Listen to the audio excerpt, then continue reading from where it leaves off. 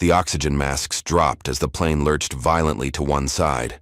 Through the chaos, 11-year-old Zara Morgan remained strapped in her wheelchair in the middle of the aisle, abandoned by flight attendant Vanessa Winters, who had just minutes earlier mocked her disability and dark skin.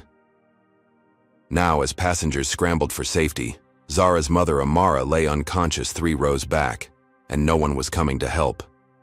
"You're on your own, special needs," Vanessa had sneered before walking away. With trembling hands, Zara reached for her emergency medical alert button, knowing she had exactly 47 seconds before her next seizure hit. Would anyone save her before the plane's rapid descent turned deadly? Before we begin this shocking, true story, let me know where you're watching from in the comments. If you believe in justice and standing up against discrimination, please hit that like button and subscribe to stay updated on more stories that expose the truth about racial injustice in America. Your support helps these important stories reach more people who need to hear them. 3 weeks earlier, Zara Morgan sat in her 7th grade science classroom, clutching the gold medal she had just won at the National Young Scientist competition. Her project on aerospace dynamics and flight stabilization systems had impressed the judges so much that one of them, a retired NASA engineer, had personally told her she had a future at the space agency. The other students applauded politely, but Zara could see the surprise in their eyes. A black girl in a wheelchair wasn't who they expected to take home the top prize. Her teacher, Mrs. Calloway, beamed with pride, having mentored Zara for the past 2 years, recognizing her exceptional mind early on. "Mom, we actually get to go," Zara exclaimed that evening, watching her mother Amara count out the carefully saved bills from her emergency fund. As a single mother and nurse working double shifts at Chicago Memorial Hospital, Amara had been putting away money for 3 years for something special. She had originally planned it for college expenses, but when Zara won the competition and received an invitation to the prestigious space camp in Huntsville, Alabama, Amara knew this was an investment in her daughter's dreams. "Of course we're going, baby. Nothing's going to stop my little astronaut," Amara said, pressing a kiss to Zara's forehead.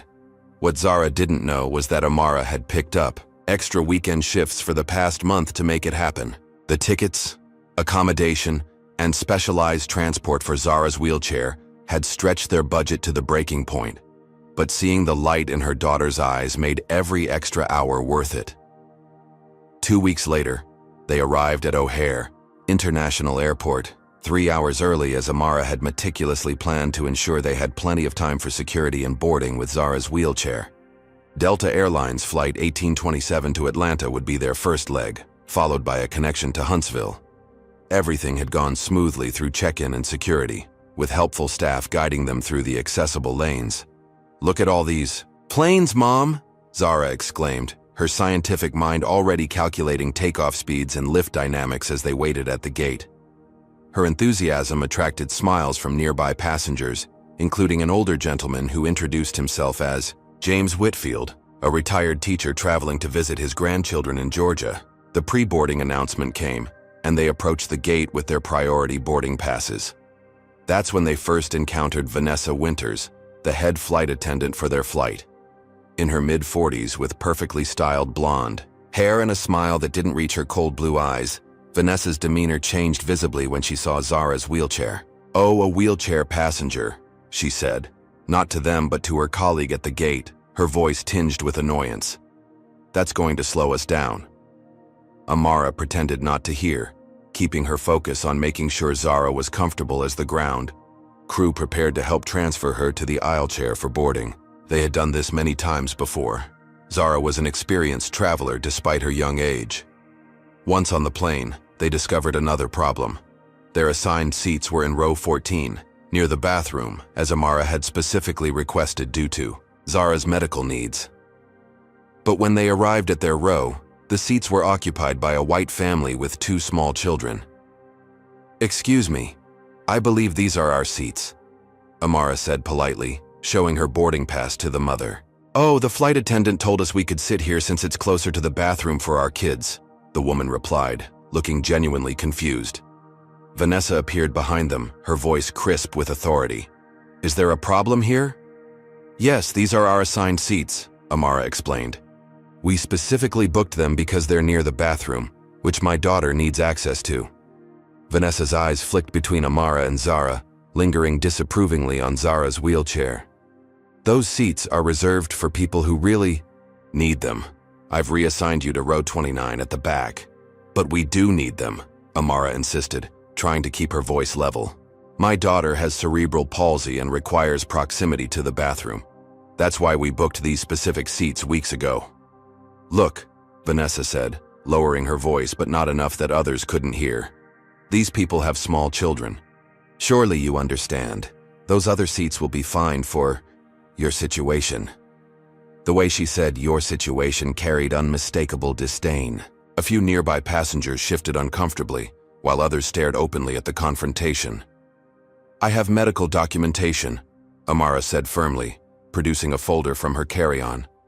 And according to the Air Carrier Access Act, you cannot reassign seats that were specifically booked to accommodate a disability.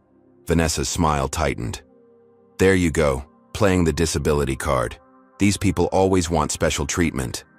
She directed this comment to the surrounding passengers, as if seeking allies, but most avoided eye contact. It's not special treatment, Zara spoke up, her voice soft but clear. It's equal access. Vanessa's eyes narrowed at Zara's interjection. Children should speak when spoken to, she snapped, then turned to the family in their seats. I apologize for the confusion. It seems these passengers are insisting on their original seats. The family gathered their belongings, the mother looking embarrassed as they moved. We didn't know, she said quietly to Amara. We would never have taken them if we'd known. By now, a line had formed in the aisle, and frustrated sighs could be heard as the boarding process stalled. Amara felt everyone's eyes on them as she helped Zara transfer from the aisle chair to her seat, the whispers and stares making her daughter shrink into herself. Just as they were getting settled, a voice came from behind them. Is everything okay here? It was First Officer Marcus Chen, who had stepped out of the cockpit after hearing about a disturbance during boarding. Before Amara could answer, Vanessa interjected smoothly. Everything's fine, Marcus. Just a seating misunderstanding that's been resolved. Officer Chen glanced at Zara and Amara, seeming to sense the tension. He leaned slightly closer to them and said quietly, If you need anything during the flight, don't hesitate to let me know. We want all our passengers to have a comfortable journey. As he returned to the cockpit, Vanessa's expression hardened, momentarily before she resumed her practiced smile for the other boarding passengers. Zara clutched her mother's hand, whispering, Mom, she doesn't like us. Why doesn't she like us? Amara squeezed her daughter's hand, having had this conversation too many times before. Some people make judgments before they know a person's heart, baby, but we're going to have a great trip anyway. Nothing's going to stop us. Little did they know that this was just the beginning of a journey that would test not just their patience, but their very dignity and determination in ways they could never have imagined. An hour into the flight, the seatbelt sign finally turned off, and passengers began to move about the cabin. Zara whispered to her mother that she needed to use the bathroom, a process that typically required the narrow aisle wheelchair kept on board specifically for this purpose. Amara pressed the call button, and after a few minutes Vanessa appeared, her expression souring when she saw who had called. Yes? She asked curtly. My daughter needs to use the bathroom. Could we please have the aisle chair? Amara asked, politely. Vanessa looked down at Zara with barely concealed impatience. The aisle chair is currently unavailable. You'll have to wait. Unavailable? How can it be unavailable? It's required by federal regulations to be on board, Amara questioned, her nursing background making her well-versed in accessibility requirements. It's being used for storage at the moment, Vanessa replied, her voice rising so that nearby passengers could hear. You should have thought about bathroom needs before boarding. Maybe next time plan better. Zara's face flushed with embarrassment as several passengers turned to look. Mom, it's okay, she whispered, though her discomfort was evident. No, it's not okay, Amara insisted. The Air Carrier Access Act requires… Vanessa cut her off with a dismissive wave. I know the regulations. The chair will be available when it's available. I suggest you wait until we land in Atlanta. It's only another hour. Before Amara could respond, Vanessa strode away, leaving them without resolution. Just 15 minutes. Later, however, Amara noticed Vanessa escorting a white family's child to the bathroom, the supposedly unavailable aisle chair now mysteriously in use. "Did you see that?" Zara asked, her voice small but her eyes tracking the clear double standard. Amara's patience snapped. She unfastened her seatbelt and made her way to the galley where Vanessa was preparing drink service. "Excuse me," Amara said, her voice tight with controlled anger. "I couldn't help but notice the aisle chair is suddenly available. My daughter still needs to use the bathroom." Vanessa barely looked up from the drink cart. "You'll have to wait your turn. I have a service to complete." "The chair was unavailable for my daughter, but immediately available for another child," Amara pointed out, keeping her voice level but firm. Vanessa finally turned to face her, leaning in slightly. "Maybe in your culture bathroom schedules aren't important, but on my aircraft we follow rules and procedures. That family asked before boarding." The racist implication hung in the air, shocking Amara into momentary silence. A few passengers nearby had heard, with reactions ranging from uncomfortable shifting to a few barely suppressed chuckles. "What's that supposed to mean, my culture?" Amara finally managed, her heart pounding. "I think you know exactly what I mean," Vanessa replied, her smile cold and professional. "Now please return to your seat or I'll have to report you for interfering with flight attendant duties." From 2 rows up, James Whitfield, the retired teacher they'd met at the gate, stood up. "Excuse me," he said, his voice carrying the authority of his decades in education. "I couldn't help overhearing.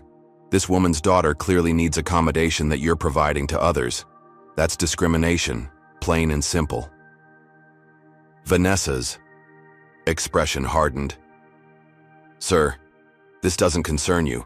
Please return to your seat." "It concerns all of us when we witness injustice," James replied calmly. Other passengers were now openly watching the confrontation. "Are you threatening me, sir?" Vanessa asked loudly.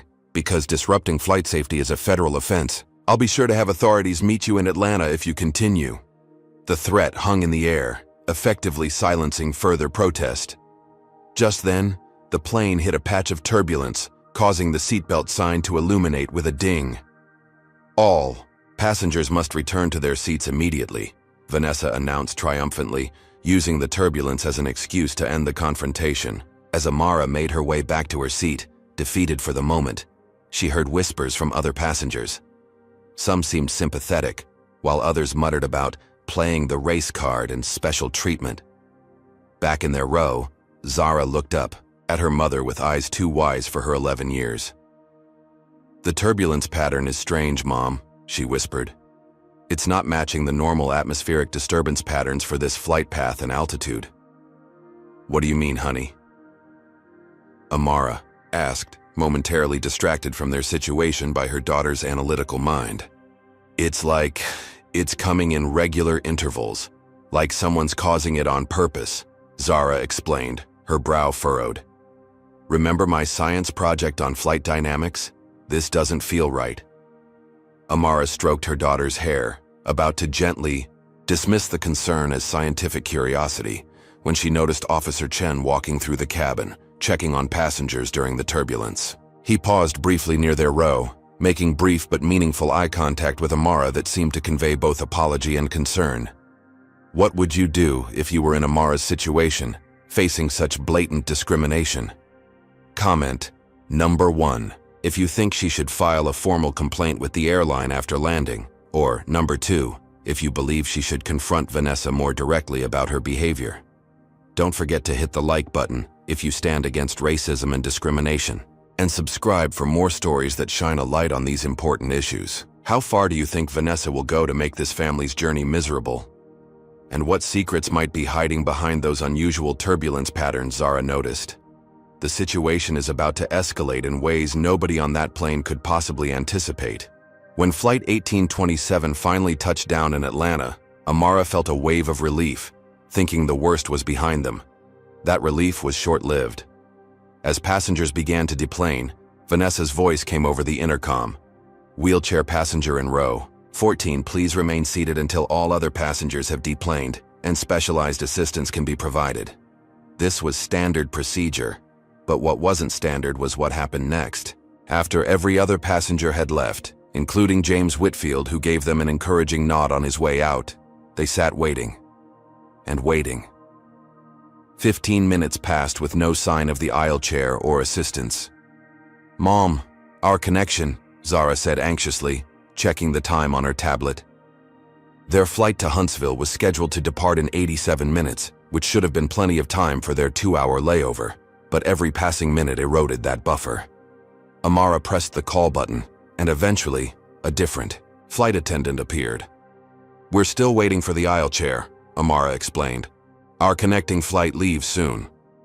"I'm sorry," the young man said, looking genuinely apologetic. "Ms. Winters told me she'd handle your deplaning personally, but I haven't seen her since we landed.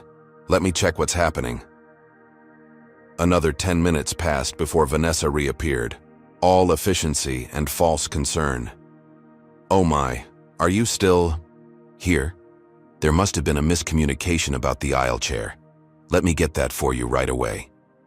By the time they finally made it off the plane, they had less than 40 minutes to make it to their connecting flight at a gate in another terminal.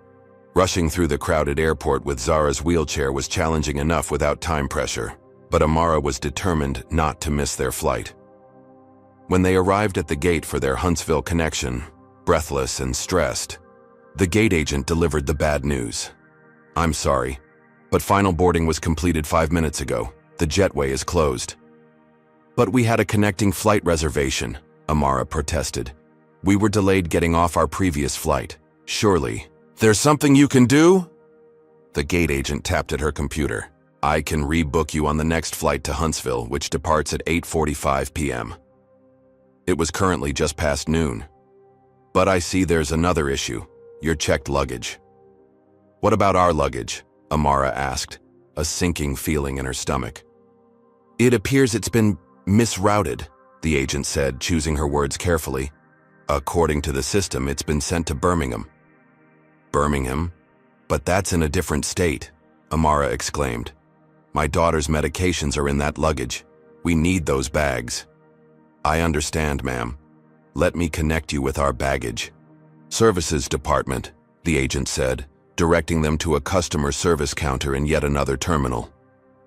After another harried journey across the airport, they found themselves facing Theodore Williams, a customer service representative whose initial friendliness faded as soon as he pulled up their reservation. "Morgan, party of 2 from Chicago," he confirmed, his expression changing subtly. "Let me just make a quick call to verify some information." He stepped away with the phone, but not quite far enough that Amara couldn't hear snippets of his conversation. "Yes, Ms. Winters. I understand. Difficult passengers. Yes, I'll handle it." When he returned, his demeanor had completely changed. "Unfortunately, your luggage won't be available until tomorrow morning at the earliest. We can't offer any accommodation or vouchers since the connection was missed due to passenger delay, not airline error." "But it wasn't our fault," Amara protested. "We were deliberately delayed deplaning, and my daughter needs her medication tonight." Theodore's expression remained unmoved. "I can rebook you on the 8:45 p.m. flight to Huntsville, but that's the best I can do. As for the medication, I suggest finding a local pharmacy and contacting your doctor for an emergency prescription." Defeated and exhausted, Amara accepted the rebooking. As they moved away from the counter, a familiar voice called out to them. "Ms. Morgan? Zara?" It was James Whitfield, their ally from the flight. "I thought you'd be halfway to Huntsville by now." Amara explained what had happened, tears of frustration finally breaking through her composed exterior. James's expression darkened. "This is outrageous, and not coincidental, I'm afraid." He lowered his voice. "While I was waiting for my next flight, I overheard that flight attendant, Ms. Winters, on her phone near the crew lounge. She was specifically calling security about the difficult black passengers in Terminal B and suggesting they be watched carefully." "She what?" Amara gasped. "I'm afraid it gets worse," James continued. "I've spent 40 years in education, including serving as a diversity coordinator. What you're experiencing is textbook discrimination, and I suspect it's not. The first time Ms. Winters has done this. He helped them file a formal complaint with the airline's customer service department, using his knowledge of regulations and policies to ensure it was properly documented. As they were completing the paperwork, Amara noticed Vanessa watching, them from across the terminal, phone in hand, her expression calculating. Minutes later, 2 security officers approached their group. "Excuse me, ma'am," one of them addressed Amara. "We need to speak with you regarding a report of disruptive behavior on your recent flight." James stood up immediately. "Officers, I was on that flight, and I can assure you there was no disruptive behavior from these passengers. Quite the opposite, in fact." "And you are?" the security officer asked. "James Whitfield, retired Executive Vice President of Operations for American Airlines and current board member of the Aviation Safety Foundation," he replied calmly, producing a business card from his wallet. The effect was immediate. The officers exchanged glances, suddenly less certain. "We're just following up on a report," the second officer said more diplomatically. "But if you're vouching for these passengers, Mr. Whitfield, we can consider this matter resolved." As the officers departed, Amara noticed Vanessa still watching from a distance, her expression now one of poorly concealed rage. James followed Amara's gaze and frowned. "I don't think she's going to let this go," he warned. "People like that, when they feel their authority is challenged, especially by those they consider beneath them, they can become dangerous." "What are we supposed to do?" Amara asked, feeling overwhelmed. "We're stuck here for 8 hours. Zara's medication is on its way to Alabama, and this woman seems determined to make our lives miserable. For now, stay in public areas where there are plenty of witnesses," James advised. "Document everything. And I'll make some calls. I may be retired, but I still have friends in the industry." As James stepped away to make his calls, Zara tugged on her mother's sleeve. "Mom," she whispered, her eyes wide with worry, "I think she's following us." Amara turned to see Vanessa disappearing behind a column, still watching them. A chill ran down her spine as she realized this was no longer just about one uncomfortable flight. Something more sinister was unfolding, and they were trapped in an airport with nowhere to go for the next 8 hours. With 8 hours to kill before their rescheduled flight, Amara and Zara found a quiet corner of the Atlanta airport food court, as far from their original gate as possible. James had reluctantly left for his own connection, but had insisted on exchanging phone numbers and promised to follow up on their complaint. "I'm sorry about your medicine, baby," Amara said, pushing a plate of airport pizza toward her daughter. "I've called Dr. Patterson, and he's sending an emergency prescription to a pharmacy near the airport. I'll pick it up as soon as they call."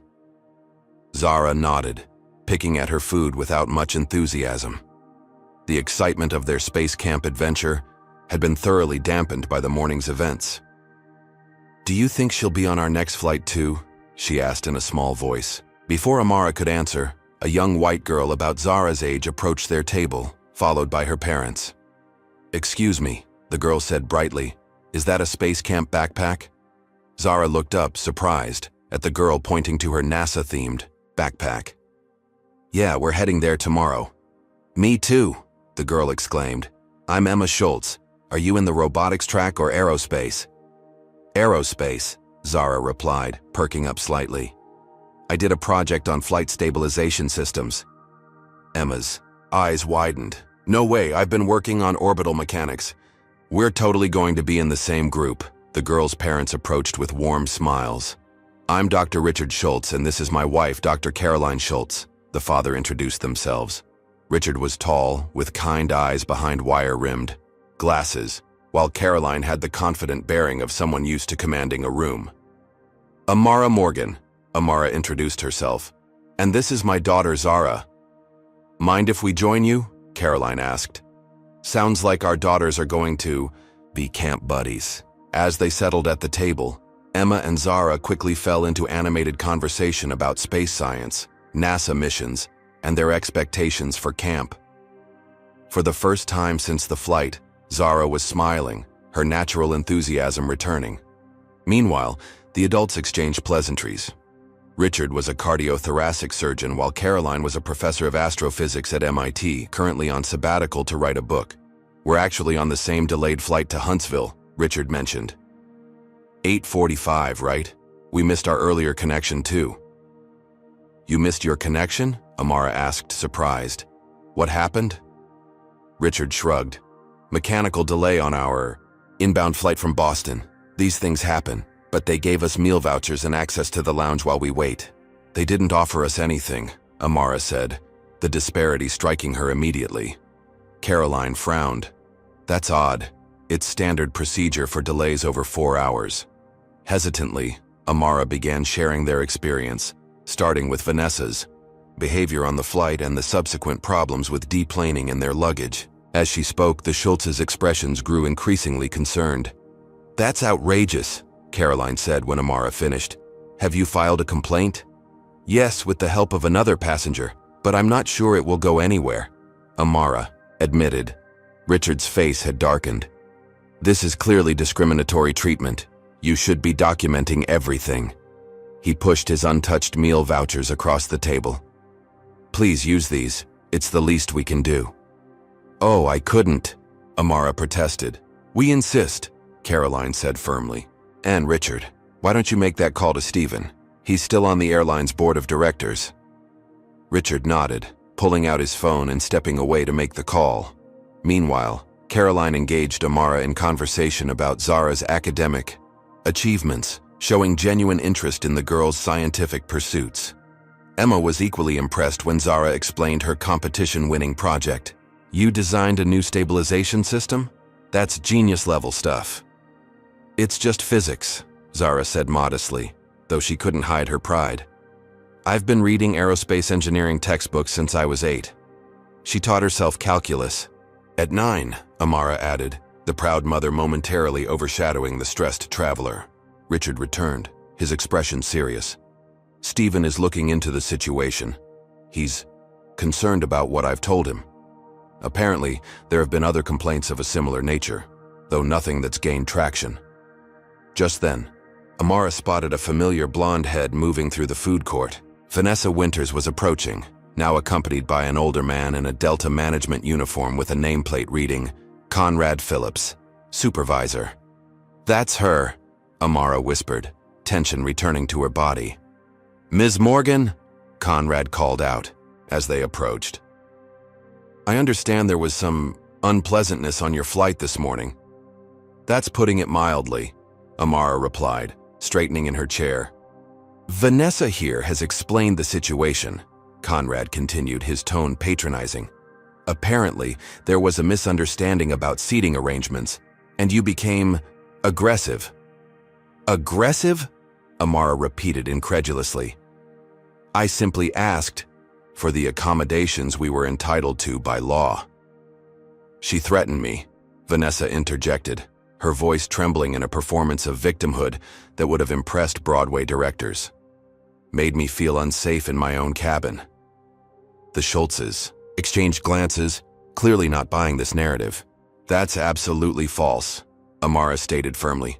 There were dozens of witnesses, including Mr. Whitfield, who helped us file our complaint.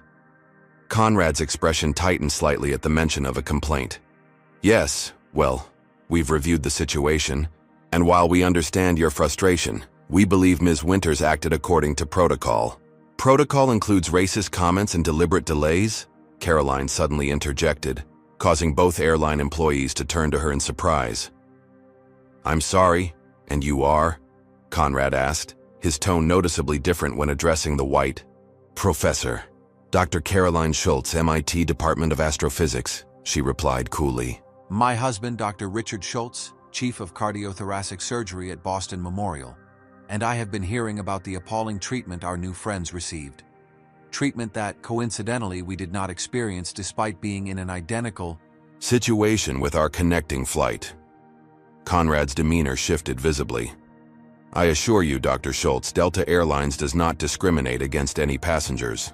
Then perhaps you can explain why the Morgans weren't offered meal vouchers for their delay while we received them automatically, Richard asked, his phone visibly recording the conversation. Conrad faltered, while Vanessa's facade of victimhood briefly slipped to reveal anger. There must have been a system error, Conrad finally said. We'd be happy to offer Ms. Morgan a voucher now. And their luggage being sent to the wrong city? Caroline pressed. Routing errors happen, Vanessa said dismissively. Primarily to black passengers who assert their rights? Richard asked pointedly. The confrontation was drawing attention from nearby tables. Conrad, clearly uncomfortable with the public scrutiny, pulled out a voucher from his pocket. Ms. Morgan, please accept this $100 flight credit as a gesture of goodwill for any inconvenience. I don't want a voucher, Amara said firmly. I want an acknowledgement that we were discriminated against and an assurance it won't happen again. And I want my daughter's medication that's currently on its way to Birmingham. Conrad's professional smile remained fixed, but his eyes hardened. I'm afraid that's all we can offer at this time. The baggage situation will be resolved as quickly as possible. As they walked away, Vanessa turned back briefly, her eyes meeting Zara's with undisguised contempt. The young girl shrank back in her chair. Unbelievable, Caroline muttered. Richard, did you get that on video? Richard nodded, putting his phone away. Every word. Stephen will want to see this. Thank you, Amara said, feeling overwhelmed by the unexpected support. You didn't have to get involved. Yes, we did, Caroline said firmly. What's happening to you and Zara is wrong, and it's not over. She was right. When they arrived at the gate for their evening flight to Huntsville, Amara's heart sank as she saw a familiar figure checking boarding passes. Vanessa Winters stood at the gate, her professional smile freezing when she spotted them. She's been reassigned to our flight, Amara whispered in disbelief. Richard's expression darkened. This isn't a coincidence. She's deliberately following you. But why? Amara asked. What did we do to make her target us like this? Some people don't need a reason to hate, Caroline said quietly. But they always need to be held accountable. As they approached the gate, Vanessa's smile turned triumphant. The message was clear. The nightmare was far from over. In fact, it was about to get much worse. Boarding the flight to Huntsville felt like walking into a trap. Vanessa's eyes tracked Amara and Zara as they moved down the jetway, her smile never reaching her eyes. The Schultzes boarded ahead of them, with Richard giving Amara a reassuring nod as if to say, "We've got your back." This time, there was no dispute about their seats. They were assigned to row 12, not near any bathroom. Emma and her parents were several rows behind. As Zara got settled, Amara noticed Vanessa watching them intently from the galley, whispering to another flight attendant who glanced their way with newfound suspicion. "Mom, I don't feel good about this," Zara whispered.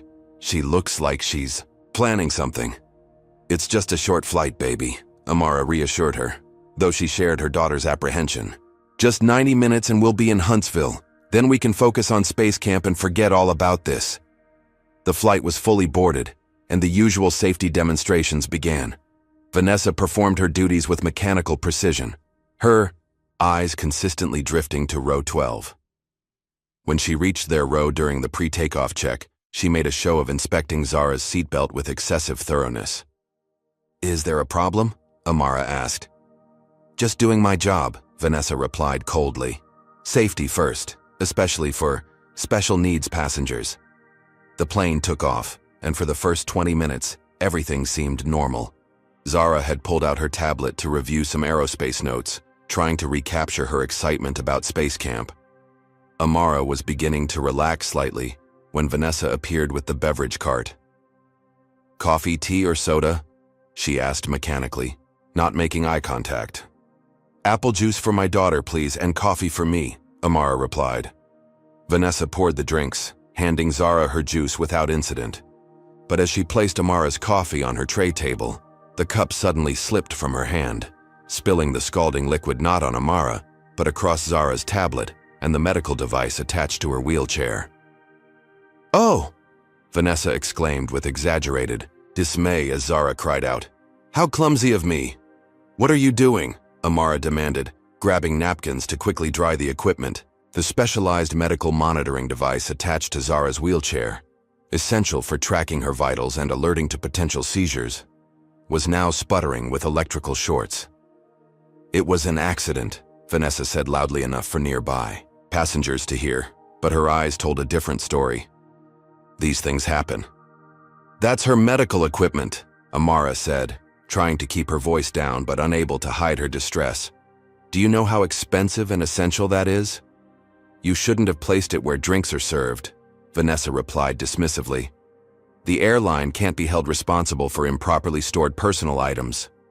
Zara was fighting back tears, both from the shock and from watching her tablet, containing all her carefully prepared space camp notes and projects, sputter and die from the liquid damage.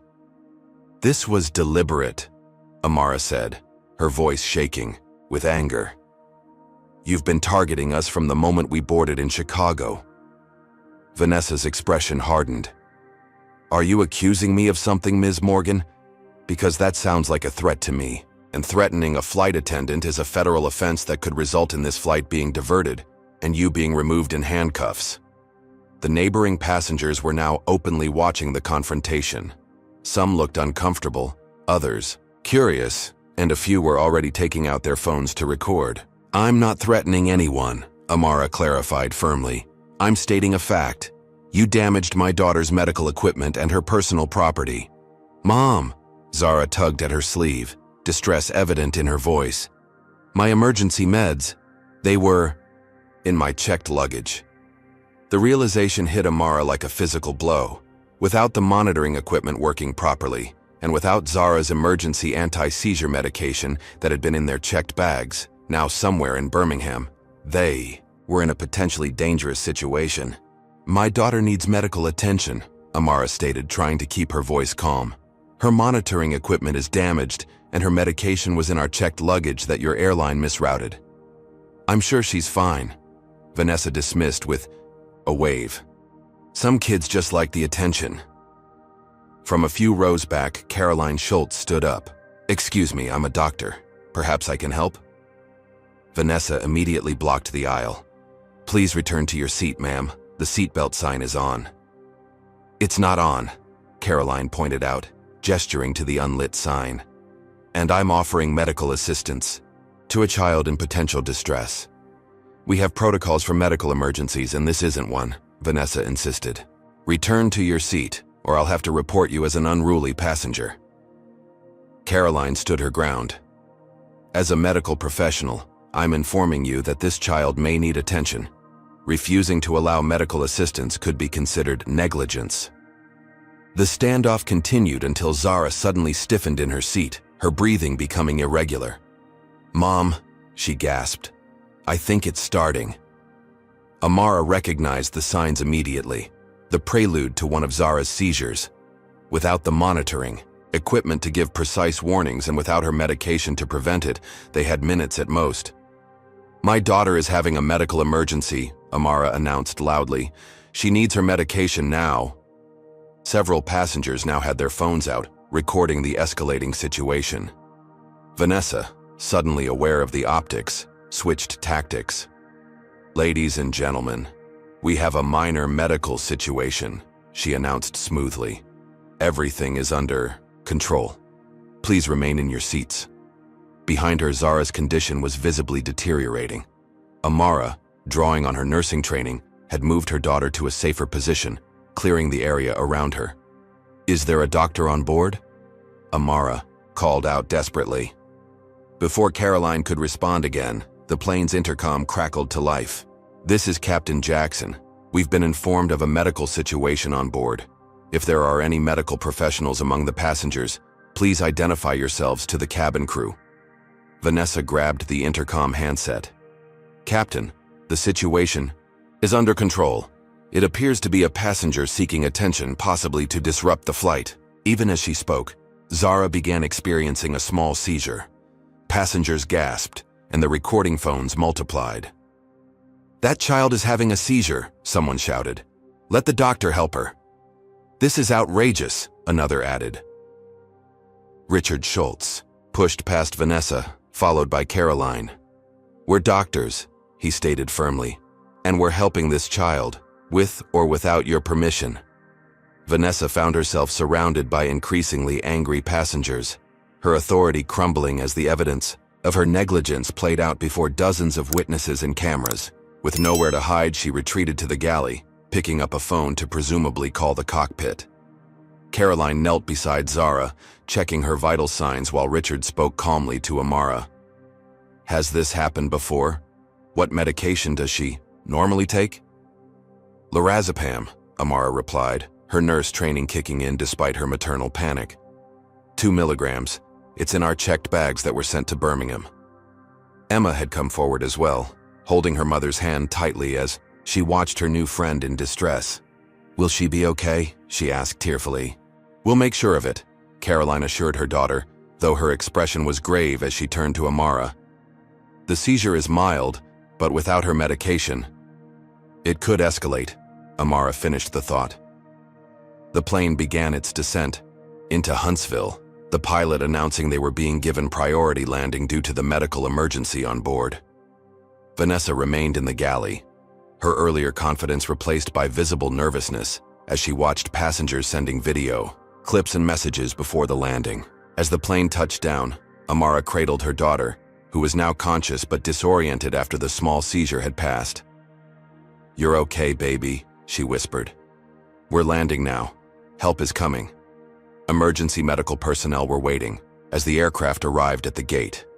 Unlike in Atlanta, this time there was no delay in deplaning. With Vanessa nowhere to be seen, other flight attendants efficiently assisted in getting Zara safely off the plane and into the care of the waiting paramedics. As they were wheeled toward the terminal, Amara looked back to see the Schultzes following close behind, along with several passengers still recording with their phones. In the jetway entrance stood Vanessa, her face a mask of barely controlled fury as she watched her actions being documented and shared in real time. The medical team quickly stabilized Zara, and one of the paramedics mentioned that they had already received calls from concerned passengers about a child needing specific medication.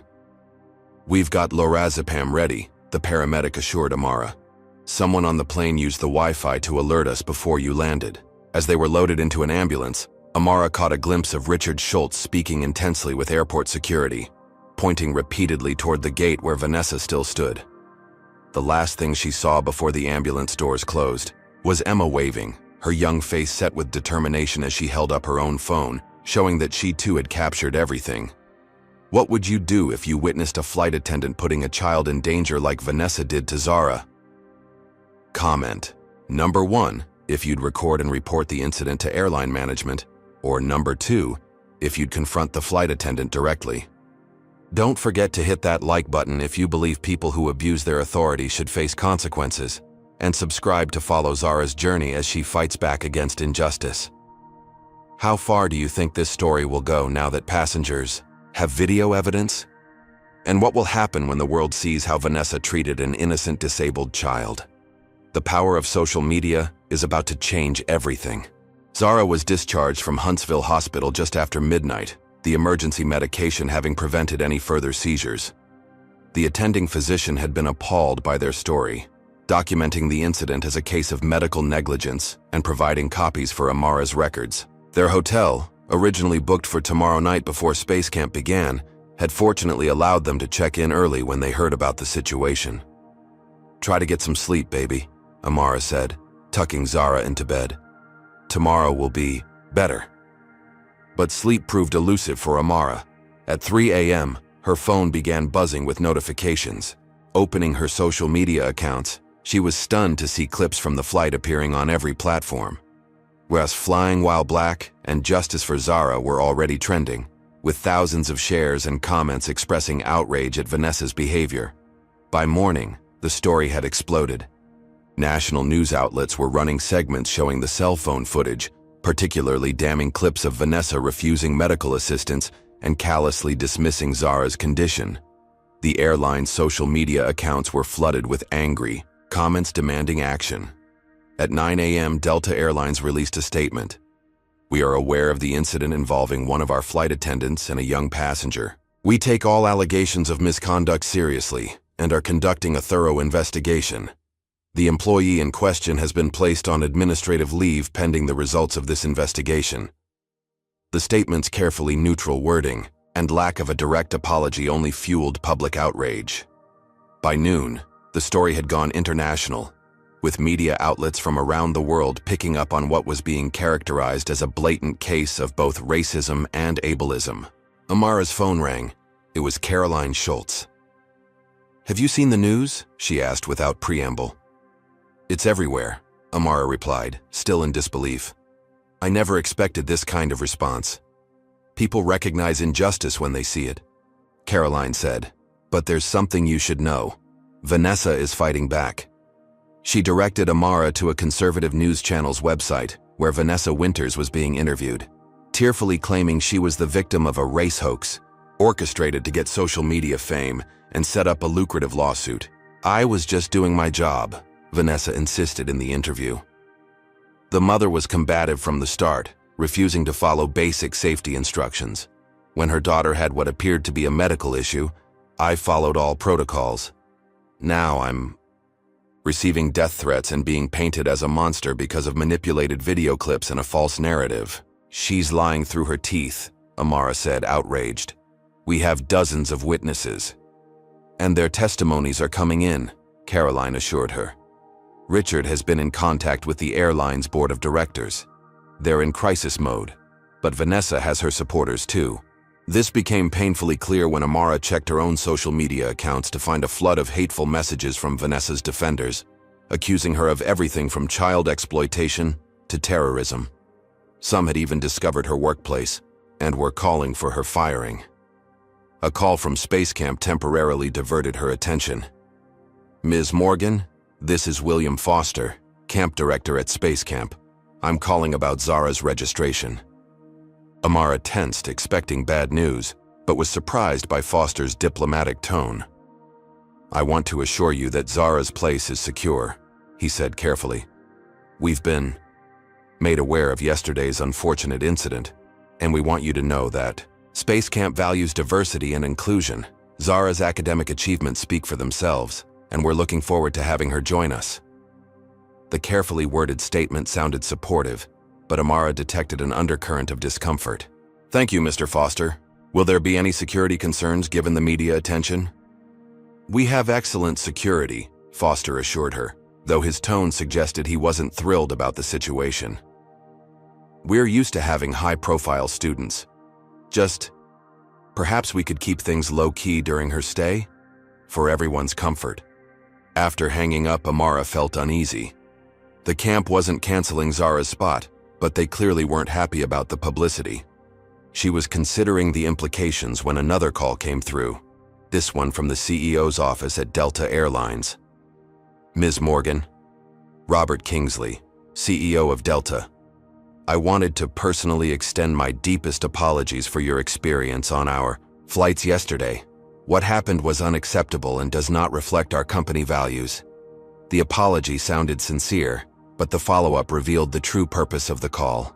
"Our legal team would like to arrange a meeting to discuss a resolution that would be satisfactory to all parties involved. Perhaps we could put this unfortunate incident behind us." "By resolution, you mean a settlement with a non-disclosure agreement?" Amara clarified, her years of dealing with hospital administration making her adept at reading between the lines. "We would want to make things right," Kingsley replied smoothly, neither confirming nor denying. "For you and your daughter." When Zara woke up later that morning, Amara tried to shield her from the social media storm, but it proved impossible. Zara's own school friends were messaging her about the videos, and news vans had already discovered their hotel. "Mom, I don't want to be famous for this," Zara said, overwhelmed by the attention. "I just wanted to go to Space Camp." "I know, baby, and you will," Amara promised, though she wasn't entirely sure how they would navigate the media circus that awaited them. A text message from Emma brought welcome news. The Schultz family had arrived at the same hotel and invited them for breakfast. In the restaurant, safely away from the reporters gathering outside, Richard updated them on the situation. "The airline is in full damage control mode," he explained. "My contact on the board says they've never seen anything like this. The video of Vanessa refusing medical help has been viewed over 20 million times in less than 10 hours. What about Vanessa? Is she really receiving threats?" Amara asked, concerned despite everything. She's playing the victim card hard, Caroline said. And unfortunately, it's working in certain circles. The story is being politicized, with conservative media casting doubt on your account, and liberal media holding it up as an example of systemic racism. We just wanted to go to space camp, Amara repeated her daughter's sentiment, feeling overwhelmed. And you will, Richard said firmly. Emma is so excited to have Zara in her group. We've arranged for private security to accompany you both to and from the camp daily. No reporters will bother you there. You didn't have to do that, Amara protested. Yes, we did, Caroline said simply. This is bigger than just one bad flight attendant now. This is about standing up against discrimination in all its forms. As they finished breakfast, Amara's phone buzzed with a news alert. The headline made her stomach drop. Flight attendant in viral video returns to work. Airline cites insufficient evidence of wrongdoing. Despite the dozens of witnesses, despite the video evidence, despite everything, Vanessa Winters was being protected. The statement from her union representative claimed she would be back in the skies within a week. After a brief cooling-off period, they're not going to fire her, Amara realized. They're just waiting for the story to die down. Richard's expression darkened. Not if we have anything to say about it. As they left the restaurant, Emma hugged Zara tightly. Don't worry, she whispered. My dad knows important people. They won't get away with this. Looking at her daughter embracing her new friend, Amara felt a complex mixture of emotions. Pride in Zara's resilience, gratitude for their unexpected allies, but also deep apprehension. This was no longer just about one terrible flight experience. They had inadvertently stepped into a much larger battle, one with forces aligned against them that they were only beginning to comprehend. And somewhere in the city, Vanessa Winters was watching the coverage, planning her next move, more dangerous than ever now that she had been publicly humiliated. The thought sent a chill down Amara's spine. Something told her that the worst was yet to come. The next morning, Amara and Zara arrived at the U.S. Space and Rocket Center for the start of space camp, accompanied by the private security guard the Schultz family had arranged. The imposing Saturn V rocket that towered over the complex would normally have filled Zara with awe, but today she seemed withdrawn, her usual enthusiasm dampened by the events of the past 48 hours. You don't have to do this if you're not feeling up to it, Amara said gently as they approached the registration desk. We could go home. Try again another time. Zara squared her shoulders, a flash of determination crossing her face. No, I've been waiting for this my whole life. I'm not letting her take this from me, too. At registration, they were greeted with professional courtesy, though Amara couldn't help noticing the whispers and glances from staff who clearly recognized them from the news. They were directed to the welcome orientation in the main auditorium, where dozens of excited children and their parents were gathering. Emma spotted them immediately, waving enthusiastically from the front row where she sat with her parents. The Schultzes had saved seats for them, creating a small island of support in what felt like uncertain territory. As they settled in, the camp director, William Foster, took the stage. A tall man with silver hair and a military bearing, Foster welcomed the new campers with practiced enthusiasm, outlining the week's activities and introducing key staff members. His gaze swept over the audience, briefly pausing when it reached Zara and Amara, his smile tightening almost imperceptibly. After the orientation, as families began dispersing to various check-in stations, Foster approached them directly. Ms. Morgan, Zara. He greeted them with a handshake that seemed a fraction too brief. Could I have a word in private? In Foster's office, away from the bustle of orientation, his demeanor changed. Ms. Morgan, I want to be direct with you. While we welcome Zara's participation based on her impressive academic credentials, I'm concerned about the attention your situation has attracted. What exactly are you concerned about, Mr. Foster? Amara asked carefully. Space Camp has a sterling reputation that we've built over decades, Foster explained, his tone measured. We host children from all backgrounds, including those from politically connected families and the children of NASA executives. The media circus surrounding your incident could be disruptive to the educational experience of all our campers. Amara felt her defenses rise. My daughter was discriminated against and medically endangered. That's not a situation or an incident. It's a crime. Foster's expression hardened slightly. I'm not disputing your experience, Ms. Morgan. I'm simply concerned about its impact here. Perhaps Zara might be more comfortable withdrawing and returning another time, when things have settled down. Are you asking us to leave? Amara asked incredulously. I'm suggesting it might be in everyone's best interest, Foster clarified. Of course, we would provide a full refund. Before Amara could respond, a knock at the door interrupted them. It was Dr. Caroline Schultz, her timing suspiciously perfect.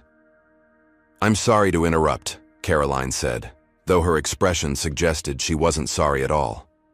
Emma is waiting for Zara to join their aerospace engineering group.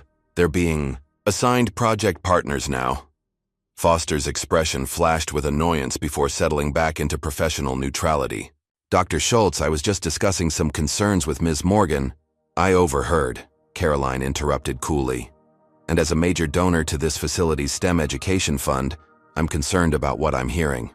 Suggesting that a qualified student withdraw because she was the victim of discrimination seems contrary to Space Camp's stated values of inclusion. The mention of her donor status had an immediate effect on Foster. I assure you, Dr. Schultz, I was merely expressing concern for Zara's comfort given the media attention. Zara will be perfectly comfortable pursuing her passion for aerospace engineering, Caroline stated firmly, and I'll be personally monitoring the situation to ensure that's the case. Foster conceded with a tight smile, and Zara was escorted to join her group, where Emma was indeed waiting impatiently. As the girls departed, Caroline turned to Amara. I had a feeling we should keep an eye on him, she said quietly. Something felt off about his call to you yesterday. Over the next few days, Zara threw herself into the space camp experience, gradually reclaiming her excitement as she tackled simulator training, rocket building, and mission planning exercises. She and Emma had become inseparable, their shared passion for science creating a strong bond.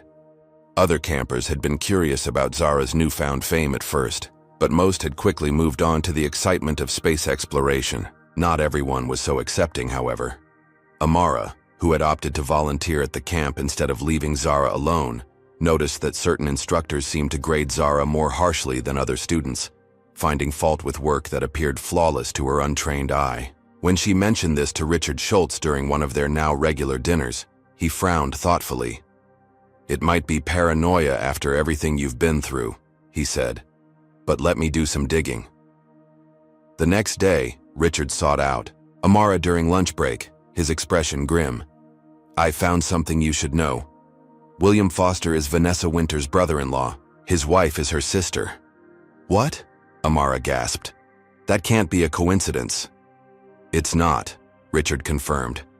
I did some social media research. They're quite close. There are photos of them together at family events as recently as last month. This revelation cast Foster's attempt to remove Zara from the camp in a sinister new light. It wasn't about media disruption, it was personal. Despite this discovery, Zara continued to excel. Her project for the camp's final competition, an innovative design for improving emergency evacuation systems in space habitats, was drawing attention from actual NASA engineers who served as guest judges. Her instructor, Dr. Patel, one of the few staff members who had been consistently fair, privately told Amara that it was one of the most impressive designs he'd seen from a camper in years. The night before the final presentations, Zara stayed late in the engineering lab, putting the finishing touches on her prototype with Emma's help. When they finally returned to their dormitory, Zara was bubbling with excitement. Mom, Dr. Patel thinks my design could actually be implemented in future habitats. He's going to introduce me to the lead engineer from Marshall Space Flight Center tomorrow. Amara hadn't seen her daughter this animated since before their disastrous flight. I'm so proud of you, baby. Get some sleep now. Tomorrow's your big day. But when they arrived at the lab the next morning, chaos awaited them. Zara's project, the prototype, the detailed plans, the presentation materials, was gone. Her designated workspace had been completely cleared out. Where's my project? Zara asked in panic, searching desperately around her station. It was right here last night. Dr. Patel was equally baffled. Security locks the lab at 10 p.m. No one should have been able to enter without authorization. A security review was hastily arranged, but the lab's camera footage for the crucial hours between 10 p.m. and 6 a.m. had been accidentally erased during a system maintenance check. Foster appeared, expressing what sounded like rehearsed concern. "This is most unfortunate," he said, his sympathy not reaching his eyes. "Perhaps it was mistakenly discarded by the cleaning staff. Without your project, I'm afraid you won't be able to participate in today's judging." Emma, standing protectively beside Zara, suddenly spoke up. "She can use my backup materials. We were working together last night, and I saved copies of all her designs on my tablet." Foster's expression flickered with annoyance. "That would constitute outside help, which is against competition rules." "Actually," Dr. Patel interjected, "the rules allow for collaboration during the design phase. Only the final execution must be individual work. If Zara can reconstruct her project using her own backed-up designs, that's perfectly within the guidelines." What followed was an incredible display of solidarity. Emma offered her tablet with the saved files. Other campers, moved by Zara's situation, volunteered materials, and help. Dr. Patel rearranged the presentation schedule to give Zara extra time. Through the night, with Amara, the Schultzes, and several new friends helping, Zara recreated her project. By morning, exhausted but triumphant, she had a functioning prototype ready for judging. Foster, who had clearly expected her to withdraw, was visibly displeased when she appeared at the competition. The judging began, with each student presenting their projects to a panel that included NASA engineers, space camp instructors, and Foster himself. When Zara's turn came, she rolled her wheelchair to the front with confidence, her voice clear and strong as she explained her emergency evacuation system designed specifically to assist disabled astronauts in crisis situations. The NASA judges were visibly impressed, asking detailed technical questions that Zara answered with expertise beyond her years. One judge, a veteran engineer named Dr. Simmons, was particularly enthusiastic, noting that accessibility in space design was an overlooked but critical area. When the results were announced, Zara's name was called for first place. The audience erupted in applause, all except Foster, who remained seated, his expression stony. As Zara rolled forward to accept her award, Foster stood to present it, protocol requiring him to shake her hand. In full view of everyone, including several recording phones, he hesitated before extending his hand in a perfunctory gesture, barely touching her fingers before withdrawing quickly. The moment was not lost on the audience, nor on the NASA officials present. Dr. Simmons, who had been preparing to offer Zara a special mentorship opportunity, watched the interaction with narrowed eyes. Later, as the ceremony concluded, he approached Amara. "Ms. Morgan, your daughter has extraordinary talent," he said sincerely, "but I'm concerned about what I just witnessed. That was not the space camp welcome, I know." Amara sighed. "It's been a challenging week. The camp director is related to the flight attendant from the incident you may have heard about." Dr. Simmons raised an eyebrow. "Is that so? Interesting." He handed her his business card. "Please have Zara contact me directly about the mentorship program. I'd like to work with her regardless of any institutional politics." As they packed to return to their hotel that evening, Amara felt a complex mix of emotions. Pride in Zara's achievement and resilience, gratitude for the allies they'd found, but also a deep concern. The connection between Vanessa and Foster confirmed her suspicion that they were facing something more organized than one prejudiced flight attendant. There were networks at work, people in positions of power protecting each other. Zara, clutching her first-place medal, seemed to read her thoughts. "It's not over, is it, Mom?" Amara pulled her daughter into a tight hug. "No, baby. I'm afraid it's just beginning." 3 days after Zara's triumph at space camp, just as they were preparing to return to Chicago, a courier delivered an envelope to their hotel room. Inside was a legal notice. Vanessa Winters was suing Amara and Zara Morgan for defamation, seeking $5 million in damages for irreparable harm to her professional reputation and emotional distress resulting from false accusations and manipulated social media content. Amara stared at the document in disbelief. She's suing us? After what she did? The lawsuit claimed that Amara had orchestrated the entire incident to create a viral moment and set up a lucrative discrimination lawsuit against the airline. Characterized Zara's medical episode as theatrics coached by her mother, and cited expert opinions questioning whether Zara's condition required the accommodations Amara had demanded. "This is insane," Amara said, hands shaking as she read. "We have video evidence, we have witnesses, we have medical documentation." A call to Richard Schultz confirmed what Amara already suspected. This was a strategic counterattack. "It's a common tactic," Richard explained grimly. "File a lawsuit first, control the narrative, force you to spend resources defending yourself instead of pursuing your own case. But how can she afford this? Flight attendants don't make enough to pursue multi-million-dollar lawsuits." "She's not paying for it," Richard said. "My contacts at the airline say that while they're publicly claiming neutrality, certain executives are quietly backing Vanessa with legal resources. They're afraid of the precedent your case could set."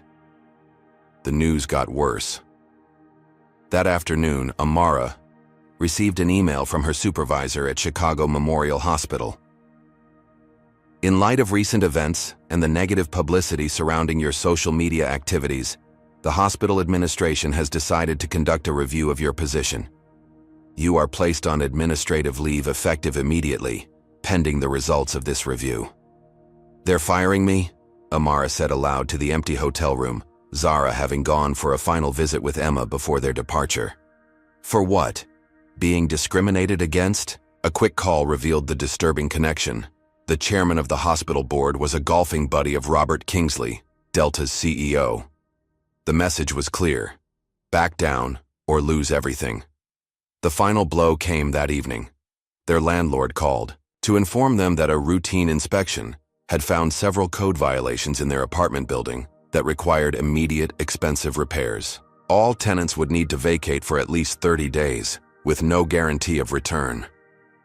"This can't be happening," Amara whispered, sitting on the edge of the hotel bed as the full weight of the coordinated attack became clear. Without her job, without their home and now facing an expensive lawsuit, they were being systematically stripped of resources and stability. When Zara returned from her outing with Emma, Amara tried to put on a brave face, but her daughter was too perceptive. "What's wrong, Mom?" she asked immediately. "You've been crying." Amara considered shielding Zara from the truth but decided against it. They were in this together. She explained the lawsuit, her job situation, and their housing problem as gently as possible, watching Zara's expression shift from confusion to understanding to determination. "They're trying to scare us into giving up," Zara said with surprising clarity. "Like when Foster tried to get me to withdraw from the competition." "Yes, baby, and I'm not sure how we fight this. These people have resources and connections we don't." "But we have the truth," Zara insisted. "And we have the Schultzes and Mr. Whitfield and all those people online who supported us." As if on cue, Amara's phone rang. It was Caroline Schultz, calling with news that seemed almost too fortunate to be coincidental. "We've found someone who wants to help you," Caroline said without preamble. "His name is Elijah Washington. He's a civil rights attorney specializing in discrimination cases, and he's one of the best." "Caroline, I appreciate this, but I can't afford a lawyer right now. I've just been suspended from my job and—" "He's taking the case pro bono," Caroline interrupted. "He sees what's happening for what it is. A powerful corporation using its resources to silence a victim of discrimination. He's outraged, and he wants to fight." The next morning, they met with Elijah Washington in his hotel suite before their flights home. In his early 50s, with a commanding presence honed from decades in courtrooms, Washington had the careful speech of someone who weighs every word. "What's happening to you is not unusual, Ms. Morgan," he explained after reviewing their situation. "When individuals challenge powerful interests, those interests often respond with overwhelming force. They're betting you'll fold under the pressure." "It's working," Amara admitted. I don't know how we'll even keep a roof over our heads, let alone fight a legal battle. That's where I come in, Washington said confidently. I've been investigating Ms. Winters since your story broke. This isn't her first incident, just the first one that went viral. He opened a folder containing documentation of previous complaints against Vanessa Winters, dating back several years. Each followed a pattern. Minority passengers, especially those with disabilities or those who had requested special accommodations, reporting rude and discriminatory treatment. In every case, the airline had quietly settled or dismissed the complaints. They've been protecting her for years, Washington explained. The question is why? A corporation typically doesn't risk its reputation to shield one mid-level employee, unless there's more at stake. The attorney's investigation had uncovered something else. A pattern of former employees who had filed complaints against Vanessa, suddenly retracting their statements after unexplained interventions. Yesterday, I received a call from a former flight attendant who worked with Ms. Winters for 3 years, Washington continued. She described multiple instances of racist comments and discriminatory behavior. She agreed to sign an affidavit, but this morning she called back in tears, refusing to speak with me again.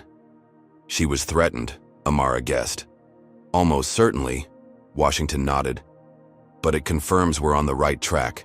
They're scrambling because they know they're vulnerable. As they prepared to part ways, the Morgans to Chicago, the Schultzes to Boston, and Washington to his office in Atlanta, Richard pulled Amara aside. There's something else you should know, he said quietly. The airline has been making calls about settlement options. Settlement? Amara repeated. They're suing us. That's Vanessa's lawsuit, technically separate from the airline, Richard explained. Behind the scenes, Delta is exploring a resolution that would make all of this go away. My contact on the board says they're prepared to offer a substantial sum. How substantial? Amara asked, her financial situation suddenly precarious. 7 figures, Richard replied. But it would come with an aggressive non-disclosure agreement. You'd never be able to speak about what happened, and all the social media posts would have to be removed. The offer was tempting, especially given their circumstances. With that kind of money, they could secure their future, pay for Zara's college, buy a new home. But it would mean Vanessa and the airline escaping any real accountability. It would mean silence. I need to think about it, Amara said honestly. Zara's future has to come first. Back in Chicago, they found temporary housing in a small extended-stay hotel on the city's outskirts, a far cry from their comfortable apartment near the hospital. Zara returned to school, only to find that her viral fame had followed her. Some classmates were supportive, others uncomfortably curious, and a few parroted their parents' skepticism about the race card being played. Meanwhile, the media coverage was shifting. Opinion pieces questioning Amara's motives began appearing. In major outlets, a deep dive into her financial history revealed student loan debt and a previous bankruptcy following her husband's death. Facts presented to suggest she might have fabricated the discrimination claims for financial gain. When a reporter ambushed Amara outside the hotel, shouting questions about her financial motivations, Zara witnessed it all, her young face crumpling at the hostile insinuations. That evening, as they ate takeout food in their cramped hotel room, Zara asked the question Amara had been dreading. Should we take the money, Mom? Make it all stop? Before Amara could answer, her phone rang. It was Elijah Washington, his normally composed voice tight with controlled anger. My office was broken into last night, he reported without preamble. The only things taken were files related to your case and my computer that contained our research on Vanessa Winters and the airline. Oh my God, Amara gasped. Did you call the police? Of course, but the detective assigned to the case took one look around and dismissed it as a random burglary, despite the selective nature of what was taken. He claimed drug addicts were probably looking for electronics and just grabbed random papers. That doesn't make any sense, Amara said. No, it doesn't, Washington agreed grimly, especially since my office is in a secure building with surveillance cameras that were malfunctioning during the exact time frame of the break-in. The implications were chilling. This wasn't just a powerful corporation using its legal resources. This was crossing into potentially criminal territory. The next day brought more disturbing news.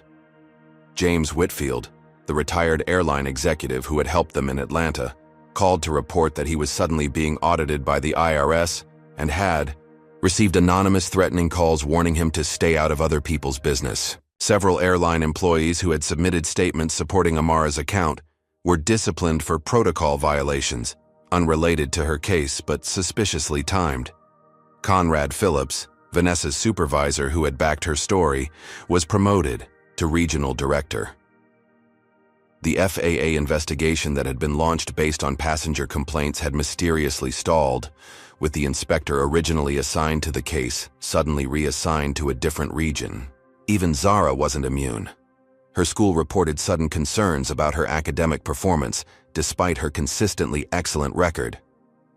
The principal, previously supportive, now suggested that Zara's extracurricular activities, meaning the media attention, might be distracting her from her studies. Most alarming was the call from social services that Amara received, informing her that they had received an anonymous tip about her parenting, triggering a mandatory investigation.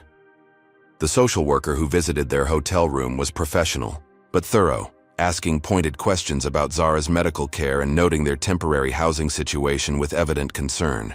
"They're coming at us from every angle," Amara told Washington during their nightly update call. "It feels like we're fighting ghosts. You can't see who's behind it, but they're everywhere."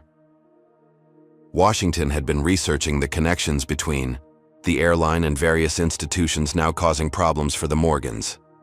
He discovered that Robert Kingsley, Delta's CEO, sat on several boards with powerful figures in Chicago, including, most disturbingly, the chairman of the hospital board, where Amara worked.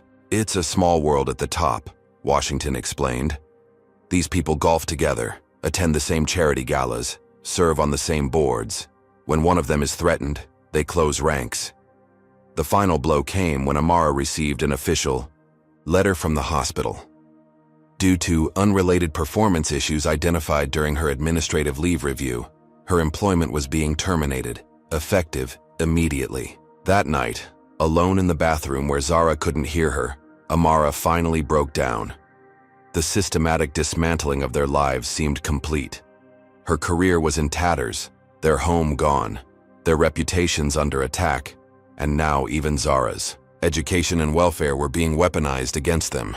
The settlement offer from the airline, delivered through back channels, sat on the cheap hotel desk like a ticking bomb.